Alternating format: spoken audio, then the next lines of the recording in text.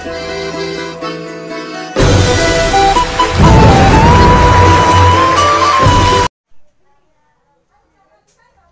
Friends, मैं Abhishek Gupta and मैं आपको पहले वीडियो में बताया था कि मैं ग्रामर पढ़ाऊंगा और ग्रामर में बेसिक ग्रामर से स्टार्ट करेंगे हम लोग। तो देखिए, मैं वीडियो लेकर आ गया और मैं एक बात पूछना चाहता हूँ आप लोगों से कि आप लोग कैसे हैं। मैं उम्मीद करता हूँ कि आप लोग अच्छे होंगे, बिल्कुल मेरे तरह। मैं इस समय बहुत ही अच्छा हूँ।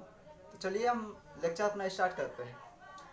बेसिक ग्रामर हम पढ़ाएंगे और आज फर्स्ट लेक्चर है हमारा। चलिए स्टार्ट करते हैं हम लोग। ग्रामर को हिंदी में व्याकरण कहते हैं। और व्याकरण किसे कहते हैं, व्हाट इज ग्रामर, हम स्टार्ट करेंगे एकदम डिफिनेशन के यहाँ से। परिभाषा क्या होता है, डिफिनेशन को हिंदी में परिभाषा कहते हैं। तो डिफिनेशन क्या होता है ग्रामर, हम यहाँ से स्टार्ट करेंगे एकदम स्टार्टिंग से।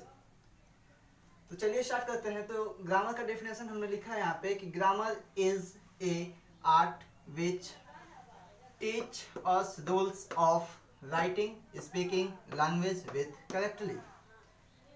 ठीक है, एक बार हम हिंदी में इसका परिभाषा बता देना चाहते हैं आप सबको। व्याकरण किसे कहते हैं, व्याकरण किसे कहते हैं। तो व्याकरण वह कला होता है जो हमें शुद्ध शुद्ध लिखना, बोलना तथा पढ़ना सिखाता है। बस सिंपल सा परिभाषा इसका व्याकरण का, कि व्याकरण वह कला होता है जो हमें शुद्ध शुद्ध बोलना, लिखना, पढ़ना तथा भाषाओं का भी ज्ञान कराता है। ठीक है, अब हम इंग्लिश में देखेंगे। व्याकरण यानी कि ग्रामर इज यानी कि है, ए मतलब एक, आर्ट मतलब कला, विच मतलब जो, टीच मतलब पढ़ाता है, अस मतलब हमें, रूल्स मतलब नियम, ऑफ मतलब का, राइटिंग यानी कि लिखने का नियम, स्पीकिंग यानी बोलने का नियम, लैंग्वेज यानी कि भाषाओं का नियम, विथ मतलब साथ, करेक्टली मतलब शुद्ध शुद्ध, यानी कि व्याकरण वह कला है। सेम वही चीज है, हमने इंग्लिश में लिख दिया, हिंदी वाले को परिभाषित करके डिफिनेशन में यानी कि हमने इंग्लिश में लिखा है वही चीज एकदम। तो व्याकरण यानी कि ग्रामर इज मतलब है, ए मतलब एक, आर्ट मतलब कला, विच मतलब जो, टीच मतलब पढ़ाता है या बताता है, किसे बताता है, तो अस मतलब हमें, रूल्स मतलब नियम, ऑफ मतलब का, राइटिंग यानी कि लिखने का नियम, किसका नियम भाई, तो लिखने का नियम, स्पीकिंग यानी कि बोलने का नियम, लैंग्वेज यानी कि भाषाओं का नियम, विथ मतलब साथ, करेक्टली मतलब शुद्ध शुद्ध सही सही, यानी कि व्याकरण वह कला है जो हमें शुद्ध शुद्ध बोलना, लिखना तथा पढ़ना सिखाता है। ठीक है, एक बार और हम बताते हैं। व्याकरण is a art, grammar is a art, यानी कि ग्रामर क्या है, ग्रामर एक कला है, विच मतलब जो, टीच मतलब पढ़ाता है, अस मतलब हमें, रूल्स मतलब नियम, ऑफ मतलब का, राइटिंग मतलब लिखने का नियम, स्पीकिंग बोलने का नियम, लैंग्वेज भाषाओं का नियम, विथ मतलब साथ, करेक्टली यानी कि शुद्ध शुद्ध, यानी कि शुद्धता के साथ हमको पढ़ाता है, शुद्धता के साथ हमको बताता है नियम, किसका नियम, बोलने का नियम, लिखने का नियम, बोलने का नियम। ठीक है, और भाषाओं का भी नियम। ठीक है, जनरली हम जानते हैं कि भाषा 3 प्रकार के होते हैं, मौखिक भाषा, लिखित भाषा, सांकेतिक भाषा। जो हम बोल रहे हैं वह मौखिक भाषा है, जो लिखते हैं वो लिखित भाषा, और जो हम संकेत करते हैं वह हमारा कौन सा भाषा, सांकेतिक भाषा होता है। ठीक है, आगे हम चलेंगे अल्फाबेट को हिंदी में वर्णमाला कहते हैं। वर्णमाला यानी कि वर्णों का माला, हिंदी से ही क्लियर है, बहुत ही क्लियर हो जाता है एकदम हिंदी से। अल्फाबेट के हिंदी से अगर हम जाने इसको तो बहुत ही क्लियर हो जाता है, आसानी से क्लियर हो जाता है। यानी कि अल्फाबेट यानी कि वर्णमाला, वर्णमाला मतलब क्या, वर्णों का माला, वर्णों का माला। इसका डिफिनेशन क्या होता है, तो हम डिफिनेशन जानेंगे इसका कि a set of letters in a fix order that we use when are writing a language. A set of letter, यह क्या है, अल्फाबेट क्या है, तो यह एक लेटर का सेट है, लेटर्स का सेट है, सेट। ठीक है, सेट हम मैथ का ये टॉपिक है, सेट किसे कहते हैं, तो मैथ का टॉपिक है ये, क्लास 11th मैथ में है ये सेट, एक चैप्टर ही है। ठीक है, तो सेट किसे कहते हैं, तो हम बता देना चाहते हैं कि a well defined collection of object is called set. यानी कि कलेक्शन ऑफ ऑब्जेक्ट होता है लेकिन वह वेल डिफाइन होना चाहिए, ठीक है। तो सेट ऑफ लेटर्स यानी कि लेटर्स का सेट, लेटर्स का सेट, लेटर्स का सेट यानी कि अक्षरों का सेट एक इन ए फिक्स ऑर्डर, जिसका ऑर्डर क्या हो, फिक्स हो, जिसका ऑर्डर क्या हो, फिक्स हो। डेट मतलब जो, वी मतलब हम, यूज मतलब प्रयोग करते हैं, व्हेन मतलब जब, आर राइटिंग अ लैंग्वेज जब हम भाषा लिखते हैं, जब हम लैंग्वेज को लिखते हैं तो उस लेटर्स का प्रयोग करते हैं जो अल्फाबेट में फिक्स ऑर्डर में क्या है, अरेंज्ड है, ठीक है। तो अ set of letters in a fix order यानी कि set of letters in a fix order, ठीक है। डेट मतलब जो, वी मतलब हम, यूज मतलब प्रयोग करते हैं, व्हेन मतलब जब, आर राइटिंग अ लैंग्वेज जब हम किसी भाषा को, किसी लैंग्वेज को लिखते हैं तो हम उसका क्या करते हैं, यूज करते हैं, प्रयोग करते हैं, किसका, तो उस लेटर का जो फिक्स ऑर्डर में उसमें अरेंज होता है। अब हम बात करेंगे कि हाउ मैनी इंग्लिश अल्फाबेट। तो हम आपको बता देना चाहते हैं कि इंग्लिश अल्फाबेट केवल एक होता है। अभी हमने बताया कि इसका हिंदी होता है, अल्फाबेट का हिंदी होता है वर्णमाला। वर्णमाला यानी कि वर्णों का माला, वर्णों का माला यानी कि कई सारे वर्ण मिलेंगे, कई सारे वर्ण मिलेंगे तो माला कितना तैयार होगा, एक। कई सारे वर्ण मिलेंगे तो माला कितना तैयार होगा, एक। ठीक उसी प्रकार हमने बताया कि अल्फाबेट कितने होते हैं, तो अल्फाबेट केवल एक है। अल्फाबेट कितना है, तो केवल एक।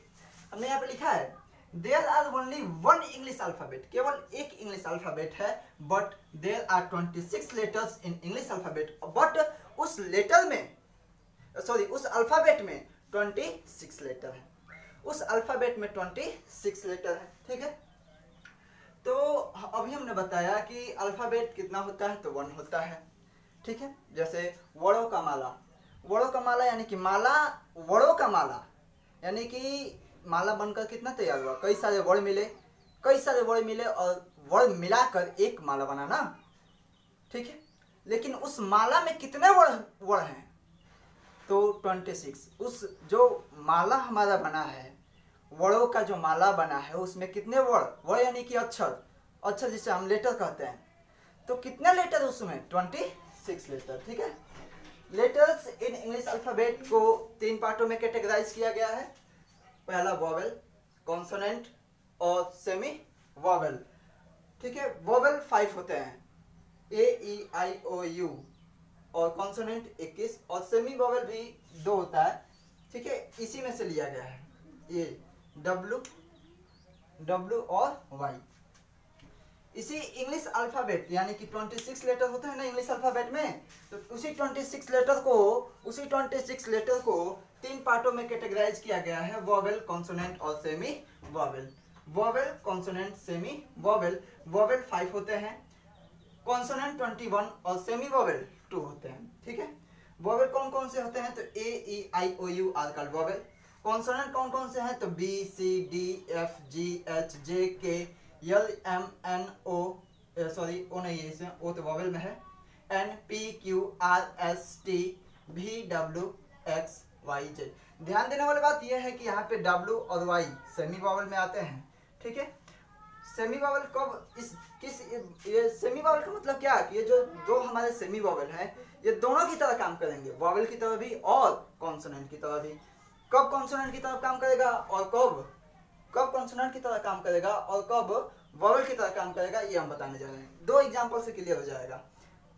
वर्ड है हमारा वाई, वाई मतलब हम जानते हैं क्यों, जब ये पहले आ जाए, जब ये लेटर पहले आ जाए तो यह किस तरह काम करेगा, तो यह कॉन्सोनेंट की तरह काम करेगा। लेकिन जब ये बीच में आ जाए, जैसे टी डब्ल्यू ओ 2, यहाँ पे जो डब्ल्यू है वह बीच में आया है, तो यहाँ पे टी डब्ल्यू ओ 2, यहाँ पे जो डब्ल्यू है यह ओ का कार्य कर रहा है, ओ लेटर का कार्य कर रहा है, इसलिए इसे वोवेल कहेंगे और यह सेमी वोवेल में काउंट होगा, डब्ल्यू। एग्जाम्पल नंबर 2 में याक है, यहाँ पे वाई ए के याक, ठीक है।